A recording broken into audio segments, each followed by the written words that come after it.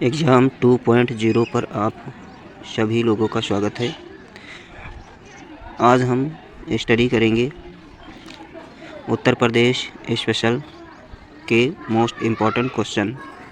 ये मेरी theory class है और ये question UPP, UPPCS, RO, GIC lecturer, home guard, UP लेखपाल आदि परीक्षाओं के लिए मोस्ट इम्पॉर्टेंट क्वेश्चन हैं। तो आइए देरी न करते हुए हम लोग प्रारंभ करते हैं। तो देखते हैं पहला क्वेश्चन जो दिया गया है, आपका उत्तर प्रदेश का क्षेत्रफल जो है वो कितना है। तो 2,40,928 किमी है। भारत के कुल क्षेत्रफल की बात की जाए तो भारत का कुल क्षेत्रफल कितना है, तो 32,87,263 किलोमीटर है। ये भारत का क्षेत्रफल है और ये वाला जो ऊपर वाला है ये उत्तर प्रदेश का क्षेत्रफल है। ओके, अगर प्रतिशत में बात की जाए भारत की तो 7.33 वर्ग किलोमीटर ये भारत का। अगर प्रतिशत में क्वेश्चन पूछा जाता है तो 7.33 हो जाएगा। अगर क्षेत्रफल की दृष्टि से बात की जाए तो भारत का स्थान क्या है, चौथा है। क्षेत्रफल की दृष्टि से उत्तर प्रदेश का जो स्थान है वो कौन सा है, चौथा है। पहला नंबर आपका राजस्थान का हो जाता है, ठीक, और दूसरा हो जाता है एमपी का, मध्य प्रदेश का, तीसरा हो जाएगा मुंबई का, महाराष्ट्र का, ठीक, तो महाराष्ट्र का हो जाएगा। और चौथा जो हो जाएगा वो हो जाता है आपका कौन सा, चौथा हो जाएगा आपका यूपी का आ जाता है। तो इस तरह से इस कभी कभी क्या होता है, सीक्वेंस मिलाने को भी आ जाता है क्वेश्चन। तो ध्यान रखेंगे, पहला राजस्थान, दूसरा मध्य प्रदेश, तीसरा महाराष्ट्र और चौथा उत्तर प्रदेश है। आई होप आपको समझ में आ रहा होगा। अगला क्वेश्चन है, उत्तर प्रदेश की राजधानी क्या है, लखनऊ है। ओके, उत्तर प्रदेश की राजधानी लखनऊ है। अगर सीमावर्ती क्षेत्रों की बात की जाए तो उत्तर प्रदेश से कौन कौन से राज्य अपनी सीमा साझा करते हैं। तो उत्तर प्रदेश से कौन कौन से राज्य अपनी सीमा साझा करते हैं, तो उत्तर प्रदेश से उत्तराखंड साझा करता है, हिमाचल प्रदेश साझा करता है, हरियाणा साझा करता है, राजस्थान साझा करता है, मध्य प्रदेश साझा करता है, छत्तीसगढ़, झारखंड, बिहार, झारखंड और केंद्र शासित एक प्रदेश कौन सा है, दिल्ली है।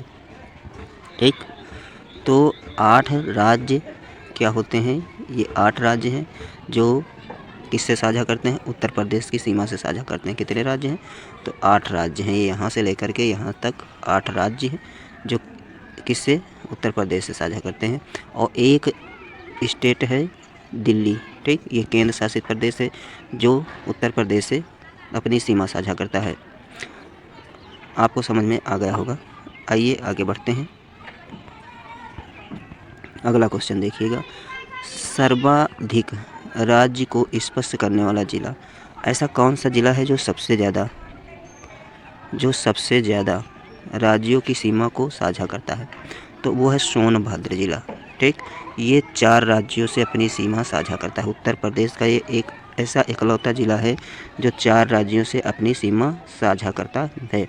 नेक्स्ट क्वेश्चन है अगला, अगर देश से बात की जाए तो उत्तर प्रदेश किस देश से अपनी सीमा साझा करता है, तो उत्तर प्रदेश अपनी जो सीमा साझा करता है वो नेपाल ऐसा देश है इकलौता जिससे अपनी सीमा साझा करता है उत्तर प्रदेश। अगला क्वेश्चन देखिएगा, उत्तर प्रदेश की प्रमुख नदियाँ कौन कौन सी हैं, तो प्रमुख नदियाँ उत्तर प्रदेश की गंगा हो जाएगी, सबसे बड़ी नदी है और पवित्र नदी है। उसके बाद इसी की सहायक नदी है यमुना, और उसके बाद रामगंगा, गोमती, केन, बेतवा और घाघरा। तो ये भी क्वेश्चन पूछा जा सकता है कि उत्तर प्रदेश में कौन कौन सी नदियाँ बहती हैं या कौन कौन सी नदी किसकी सहायक नदियाँ हैं। ओके, नेक्स्ट क्वेश्चन है आपका कि देश में प्रथम स्थान किसका है, तो देश में प्रथम स्थान जो है गेहूं उत्पादन का है। ओके, और उसके बाद क्या है, खाद्य उत्पादन में है ये गेहूं। उसके बाद दूध उत्पादन में उत्तर प्रदेश पहला स्थान रखता है। पशुधन में, अर्थात यहाँ पशु बहुत पाले जाते हैं, गन्ना उत्पादन में और आलू के उत्पादन में भारत का प्रथम स्थान है। चावल के उत्पादन में अगर बात की जाए तो दूसरा स्थान है। चावल सबसे ज़्यादा पश्चिम बंगाल में होता है, उसके बाद उत्तर प्रदेश में। अगला क्वेश्चन देखिएगा, आगे बढ़ते हैं। बैंक शाखाएं एवं पोस्ट ऑफिस, ये भी पूरे भारत में सबसे ज़्यादा उत्तर प्रदेश में ही हैं। आइए मौसम के बारे में जानकारी लेते हैं। आई होप आपको मेरा वीडियो अच्छा लगता हो तो एक लाइक ज़रूर करें, ताकि हमको भी मोटिवेशन मिलता रहे और हम भी आपको अच्छी से अच्छी वीडियो उपलब्ध कराते रहें। मौसम की बात की जाए, ग्रीष्म ऋतु मार्च से जून के बीच होती है। ओके, उत्तर प्रदेश में जो ग्रीष्म का महीना होता है मार्च से जून तक चलता है। उसके बाद वर्षा जो ऋतु होती है जून से सितंबर तक चलती है, अक्टूबर या सितंबर तक।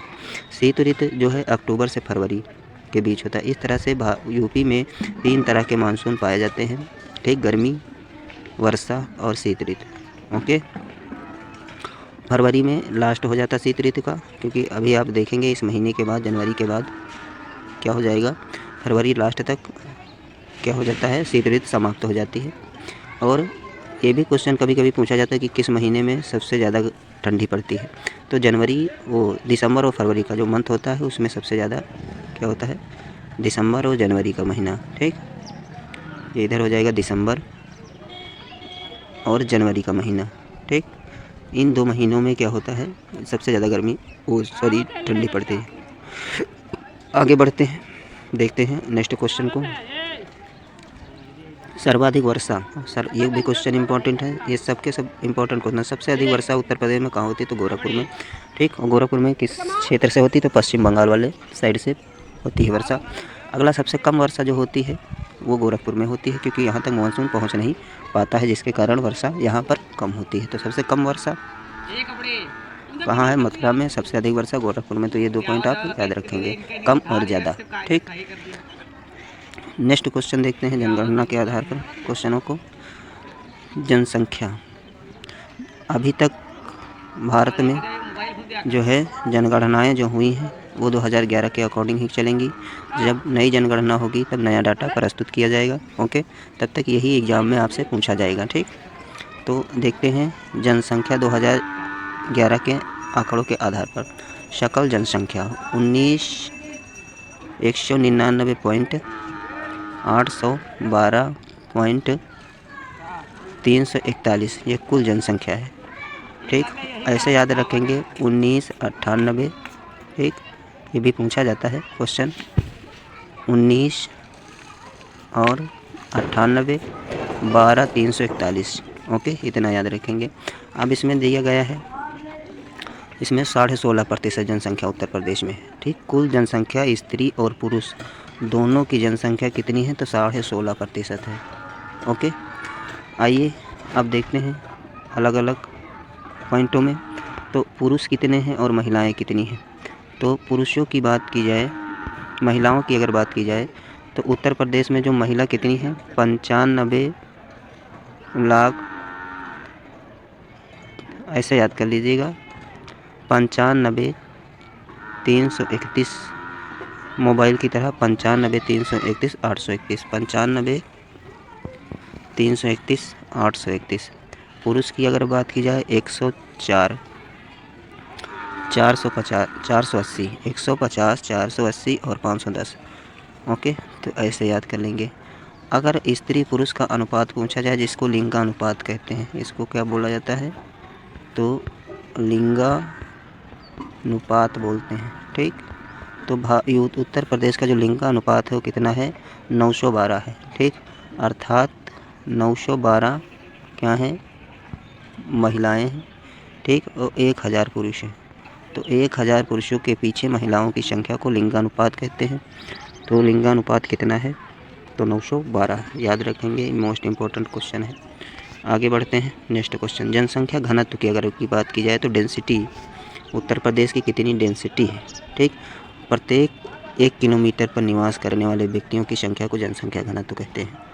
आई होप आपको समझ में आ रहा होगा क्वेश्चन कितने इम्पोर्टेंट है। तो प्रति 1000 किलोमीटर पर, ओके, प्रति 1 किलोमीटर पर, प्रति 1 किलोमीटर पर निवास करने वाले व्यक्तियों की संख्या को जनसंख्या घनत्व कहते हैं, इसी को डेंसिटी बोलते हैं। तो प्रत्येक 1 किलोमीटर पर यूपी में कितने व्यक्ति निवास करते हैं, तो 829 व्यक्ति निवास करते हैं। ठीक, कितने व्यक्ति हैं, तो 829 याद रखेंगे। कितने व्यक्ति, 829 व्यक्ति निवास करते हैं प्रति 1 किलोमीटर पर। और ये भी इम्पोर्टेंट क्वेश्चन है कि भारत में जनसंख्या का दशकीय वृद्धि दर कितनी है, तो 20.2 है। याद रखेंगे 10 की ये वृद्धि दर कितनी है, तो 20.2% है। ओके, तो याद रखेंगे ये सब के सब इम्पोर्टेंट क्वेश्चन है। अब देखते हैं शहरी जनसंख्या कितनी, प्रतिशत में अगर बात की जाए तो 22.33 है। ठीक, ये डाटा याद रखिए क्योंकि इतना याद रखना कठिन हो जाएगा। डाटा तो आप इतना ज़रूर याद रख सकते हैं 22.3। ओके, अगर ग्रामीण जनसंख्या की बात की जाए तो ग्रामीण जनसंख्या हो जाएगी 77.7%, 77.7 याद रखेंगे। ठीक, आपको एग्ज़ाम हॉल में अगर मिलेगा तो क्वेश्चन आप समझ जाएंगे, इतना हो जाएगा। नेक्स्ट क्वेश्चन देखिएगा, आगे बढ़ते हैं। आगे बात की जाए तेंदुलकर समिति के अनुसार गरीबी रेखा के नीचे निवासित जनसंख्या 2011-12, मतलब कितने व्यक्ति हैं जो गरीबी रेखा से नीचे जीवन यापन करते हैं। गरीबी रेखा आप जानते होंगे, जिनका मतलब क्या होता है, दैनिक जो अपनी आवश्यकताओं की पूर्ति नहीं कर पाते उनको गरीब व्यक्ति बोला जाता है। तो गरीबी रेखा कितनी है, 29.43। ठीक, गरीबी रेखा भारत में कितनी है, गरीबी रेखा से कितने लोग अपना जीवन व्यतीत कर रहे हैं, तो 29.33% हैं जो गरीबी रेखा के नीचे अपना जीवन यापन करते हैं। ठीक, ये किसकी समिति है, तो तेंदुलकर समिति है। ये भी याद रखेंगे कि कौन गरीबी रेखा सूचकांक जारी करता है, तो तेंदुलकर समिति है एक, इसने ये रिपोर्ट जारी की है। ठीक, गरीबी रेखा वाली। वर्ष 2011 की जनगणना के अनुसार कार्य संभाविता दर कितनी है, तो 32.94 है। कितनी है कार्य संभाविता, तो 32.94 याद रखेंगे, 32.94। ठीक, आराम से आहिस्ता से याद करिएगा, सब याद हो जाएगा। अगर आप जल्दबाजी में हड़बड़ाहट में अगर याद करेंगे तो कुछ नहीं याद होगा। अब जीवन प्रत्याशा कितनी है, ठीक, जीवन प्रत्याशा 2013 और 17, अगर वर्तमान की बात की जाए तो जीवन प्रत्याशा मतलब क्या होता है, जीवन जीने की लोगों की इच्छा कितनी है। अभी मान के चलिए 65 वर्ष थी। ठीक, एक व्यक्ति जो है 65 वर्ष जीवित रह सकता था, लेकिन अब नए आंकड़ों के अनुसार यह कितना हो गया, तो 66% हो गया। ठीक, कितना हो गया, 66%। ठीक, जीवन प्रत्याशा है, ये भारत की है भी है और उत्तर प्रदेश की भी है। नेक्स्ट क्वेश्चन देखिएगा, आगे बढ़ते हैं। अब देखिएगा कौन सबसे ज़्यादा जीवित रहता है, तो सबसे ज़्यादा अगर अगर ये 55 है, 65% है, लेकिन अब वर्तमान में बढ़ गई है तो 66% हो गई है। ठीक, साथ क्या है ये जीवन प्रत्याशा। अगर पुरुषों को देखा जाए तो 64.33%, मतलब 64.5 वर्ष व्यक्ति जीवित रहता है पुरुष, और महिलाएं क्या होता है 65.66, मतलब पुरुषों की अपेक्षा महिलाएं ज़्यादा जीवित रहती हैं। ओके, अब ऐसा क्यों होता है, क्योंकि क्या होता है, मानव कार्यशील होता है ज़्यादा। ठीक है, इसलिए उसकी जो है सांसें जो है ज़्यादा यूज हो जाती हैं हर कार्यों में। कोई भी कार्य करते हैं तो उनको परिश्रमी कार्य करना पड़ता है, इसलिए उनकी जन्म दर क्या है, ये जीवन प्रत्याशा कम हो जाती है, और महिलाओं की ज़्यादा है। आगे बढ़ते हैं। आई होप आपको समझ में आ रहा होगा। अब देखिएगा यहाँ पर क्या दिया है, धर्म के अनुसार जनसंख्या, तो सबसे ज़्यादा जनसंख्या किसकी है। ठीक, तो अगर सबसे ज़्यादा जनसंख्या पूछा जाए तो हिंदू धर्म की हो जाएगी। ठीक, अब हिंदू कितने हैं, तो ये आप बायोडाटा इतना नहीं याद रख सकते हैं। ठीक, काफ़ी है, तो ये है आप 79.73% आप याद रख सकते हैं हिंदू हैं। ठीक, अगर दूसरे नंबर की बात की जाए, क्रोनोलॉजी भी सही करने के लिए आ जाता है, तो सबसे पहले हिंदू आ जाते हैं, उसके बाद मुस्लिम कितने परसेंट हैं, तो मुस्लिम है आपके 19.26%। ठीक, कितने मुस्लिम हैं, तो याद भी कर लीजिए 19.26%। 79% कौन है, हिंदू है। अब सिख की बात की जाए तो सिख हो जाएंगे 0.32%। ठीक, तीसरे नंबर पर कौन आ जाता है, सिख। ऐसे में तो हम कहते हैं हिंदू मुस्लिम सिख ईसाई, है ना, तो सिख मतलब तीसरे नंबर पर है। और बौद्ध कितने हैं, 0.10% है। ठीक, तो चौथे नंबर पर बौद्ध आ जाते हैं। बौद्ध के बाद आ जाता है ईसाई। ठीक, आगे देखेंगे बौद्धों के बाद कौन आ जाता है, तो ईसाई धर्म के लोग आ जाते हैं। ईसाई कितने हैं, 0.18% है। ठीक है ना, बौद्ध से ज़्यादा है क्योंकि बौद्ध 10% है। ठीक है, तो ये ईसाई ज़्यादा हो जाएंगे। फिर जैन कितने हैं, 0.11%, ये भी हो जाएगा। अन्य धर्म क्या है, 0.1%। जैसे अन्य धर्मों में जैसे बात की जाए पारसी धर्म आ जाता है। ठीक, अन्य धर्मों में समझ आया, 0.29% ये नहीं मानते हैं किसी धर्म को। 0.28 मतलब नास्तिक होते हैं जो किसी धर्म को नहीं मानते हैं। ओके, अब ये यहाँ पर देखो दिया गया है कि फिर वही आ गया है कि भारत की कुल जनसंख्या। तो फिर से आप चाहे तो रिवाइज कर लीजिएगा, भारत की जो कुल जनसंख्या वो कितनी है। ठीक, तो 1998-12-341, 1998-12-341। ओके, आई होप समझ में आ गया होगा। तो लाइक करते चलिए और शेयर करते भी चलिए ताकि अन्य लोगों को भी जानकारी अच्छी सी हो सके अपने उत्तर प्रदेश के बारे में। ठीक, और यह टॉपिक बहुत इम्पोर्टेंट है, आप स्वयं देख करके वीडियो आपको लग रहा होगा कि कैसे क्वेश्चन है। अगला क्वेश्चन देखिएगा, आते हैं। 25 अगस्त 2015 को रजिस्ट्रार जनरल और सेंसर कमीशन भारत सरकार द्वारा जारी धार्मिक आंकड़ों के अनुसार कुल साक्षरता, ठीक, 2011 के साक्षरता कितनी? 67.7% है। यूपी की साक्षरता दर है कितनी है? 67.7%। यूपी की साक्षरता दर है। अब इसमें जो पुरुष कितने हैं शिक्षित और महिलाएं कितनी शिक्षित हैं 67 में अगर बात की जाए, ठीक, तो पुरुष जो हो जाएंगे साक्षर जो हो जाएंगे वो 77%। उत्तर प्रदेश में पुरुष क्या है? साक्षर है। कितने हैं? 77%, 77.3% पुरुष क्या है? साक्षर है। 77.3%, याद हो गया होगा, 77.3%। उसके बाद स्त्रियों की अगर बात की जाए तो 57.2%। कितनी है? 57.2% स्त्रियाँ क्या है? शिक्षित हैं। ओके, 57.2%। नगरीय साक्षरता की बात की जाए तो 75.1%, मतलब नगरों में ज़्यादा लोग शिक्षित हैं और गांव में कम शिक्षित हैं। ठीक, और पुरुषों की अगर बात की जाए, स्त्री और पुरुष दोनों मिला दिए जाए तो 80.5% और स्त्रियों को मिला दिया जाए तो 69%। ग्रामीण जनसंख्या साक्षरता की बात की जाए तो 65% लोग क्या हैं यहाँ पर? 65.5% लोग क्या हैं? साक्षर हैं। ओके, आगे बढ़ते हैं। पुरुष साक्षरता 76%, ठीक, स्त्री 53%। आगे देखिए प्रशासनिक इकाइयाँ देख लेते हैं। ठीक, तो प्रशासनिक इकाइयाँ, ये क्वेश्चन वेरी मोस्ट इम्पोर्टेंट है। ठीक, आर्थिक संभाग पूछा जाएगा तो 4 हैं, ये मोस्ट इम्पोर्टेंट है। मंडलों की संख्या पूछा जाए 18 है, ये वाला वेरी मोस्ट इम्पोर्टेंट, को स्टार लगा लीजिएगा चाहे तो। ठीक, जिलों की संख्या बता दी जाए तो 75।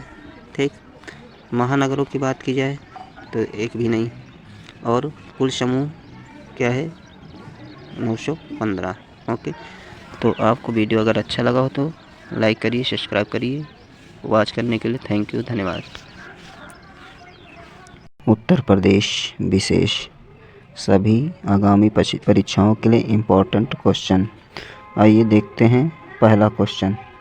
पहला क्वेश्चन दिया गया, उत्तर प्रदेश में बायोटेक्नोलॉजी पार्क निम्नलिखित स्थानों में से कहाँ स्थित है?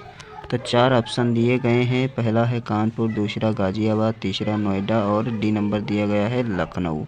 तो आई होप आपको समझ में आ रहा होगा तो कहाँ स्थित है। तो आपका इसका जो आंसर हो जाएगा वो हो जाएगा डी। ठीक, तो उत्तर प्रदेश में बायोटेक्नोलॉजी पार्क जो स्थित है वो कहाँ है? लखनऊ में स्थित है। ध्यानपूर्वक सुन लीजिएगा और याद भी कर लीजिएगा। लखनऊ में क्या है? Biotechnology park. नेक्स्ट क्वेश्चन अगला है, उत्तर प्रदेश के कुल ऐसे शहर जो स्मार्ट सिटी योजना से आच्छादित हैं। तो ऑप्शन दिया गया है 10 हैं, B number 12, C number 15, D number 18। तो इसमें से कौन सा आंसर सही हो जाएगा? तो इसका जो आंसर बनेगा वो बनेगा बी। ठीक, तो आंसर नंबर आपका बी सही हो जाएगा, अर्थात 12 स्मार्ट सिटी परियोजनाओं से जो शहर लाभान्वित हैं वो हैं 12। ठीक, नेक्स्ट इज क्वेश्चन दिया गया है, उत्तर प्रदेश के कानपुर और लखनऊ नगर कितनी जनगणना वर्ष में 10 लाखीय नगर बने हैं? वर्ष भी दिया है। ठीक, वर्ष पूछा गया है, 10 लाखीय वर्ष, ठीक, नगर बने। तो इसका जो सही आंसर हो जाएगा वो हो जाएगा आंसर नंबर सी। ठीक, 1971 और 1981 के मध्य, 1971 और 1981 वाला आंसर आपका सही हो जाएगा। ठीक, 10 लाख ही। कानपुर नगर, सॉरी लखनऊ नगर और कानपुर नगर, ठीक, दोनों को पूछा गया। नेक्स्ट क्वेश्चन, आराम से पेपर को हल करिए, ठीक, और एक लाइक करिए, क्योंकि मैं आपके लिए मेहनत करता हूं, तो आपका भी कर्तव्य बनता है कि आप भी मेरे लिए कुछ न करें तो एक लाइक ज़रूर कर दें। अगला क्वेश्चन देखिएगा, उत्तर प्रदेश के निम्नलिखित जिलों में से किसमें 2018 में फ्रांस के सहयोग से एक बृहद सौर ऊर्जा संयंत्र स्थापित किया गया? 2018 पूछ रहा है, 2018 में, और किसके सहयोग से? तो फ्रांस के सहयोग से सौर संयंत्र स्थापित किया गया। तो कहाँ? आगरा में, बलिया में, देवरिया में या मिर्ज़ापुर में? तो इसका जो आंसर बनेगा वो कहाँ बनेगा? तो आंसर हो जाएगा आपका बी, बलिया में। ओके, कौन सा आंसर सही हो जाएगा? तो बी नंबर आपका आंसर सही हो जाएगा। ओके, नेक्स्ट क्वेश्चन देखिएगा,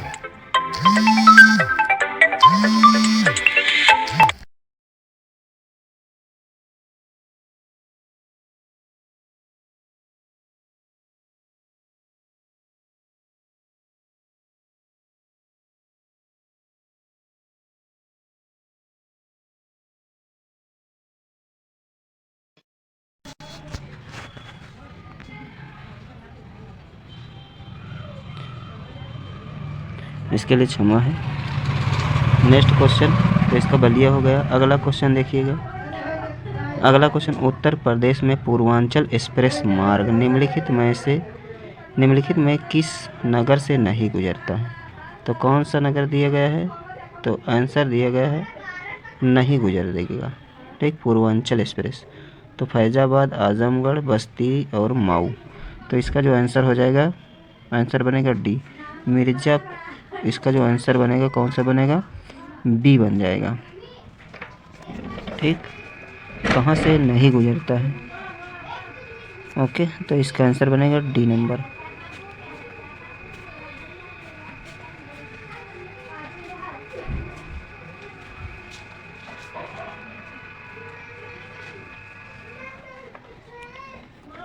नेक्स्ट क्वेश्चन देखिएगा, अगला क्वेश्चन दिया गया है, निम्नलिखित नगरों में से किसे स्मार्ट सिटी विकास कार्यक्रम में विकास के लिए केंद्र सरकार द्वारा नहीं चुना गया? ठीक,